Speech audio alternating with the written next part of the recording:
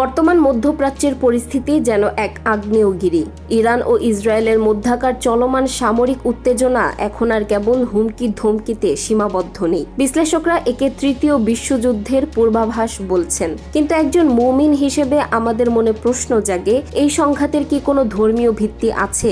মহানবী সাল্লাল্লাহু আলাইহি ওয়াসাল্লাম কি ১৫০০ বছর আগেই এমন কিছুর ইঙ্গিত দিয়েছিলেন? হাদিসের কিতাবগুলোতে খোরাসান অঞ্চল থেকে একটি বিশেষ বাহিনীর উত্থানের কথা উল্লেখ আছে। বর্ণিত আছে, খোরাসান থেকে একদল সৈন্য কালো পতাকা হাতে উঠে আসবে, যাদের কেউ রুখতে পারবে না যতক্ষণ না তারা বায়তুল মুকাদ্দাসে সেই পতাকা উত্তোলন করে। ঐতিহাসিকভাবে খোরাসান বলতে বর্তমানের ইরান, আফগানিস্তান ও তুর্কমেনিস্তানের অংশ বিশেষকে বোঝানো হয়। বর্তমানে বায়তুল মুকাদ্দাস বা আল আকসা ইসরায়েলের দখলে থাকায় এই হাদিসটি নতুন করে আলোচনায় এসেছে। ইসলামী আলেমদের মতে কিয়ামতের আগে আল মালহামা বা এক মহাযুদ্ধ সংঘটিত হবে। হাদিসে এসেছে, যখন তোমরা দেখবে খোরাসান থেকে কালো পতাকা আসছে, তখন তাদের সাথে থেকো, কারণ তাদের মাঝে থাকবেন আল্লাহর খলিফা ইমাম মাহদী।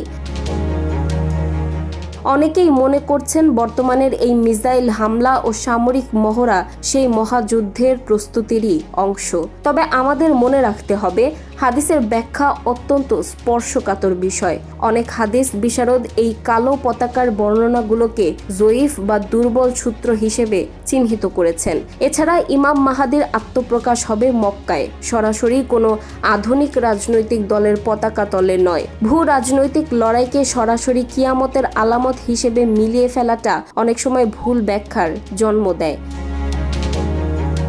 পরিস্থিতি যেদিকেই যাক, পৃথিবী যে শেষ অধ্যায়ের দিকে এগিয়ে যাচ্ছে তাতে সন্দেহ নেই। ১৩ জুনের অপারেশন রাইজিং লায়ন থেকে শুরু করে বর্তমানের মিসাইল যুদ্ধ, সবই কি কিয়ামতের বড় আলামত? এর প্রকৃত উত্তর একমাত্র আল্লাহ তাআলাই জানেন। আমাদের কাজ হলো ঈমান মজবুত রাখা এবং বিভ্রান্তি থেকে দূরে থাকা।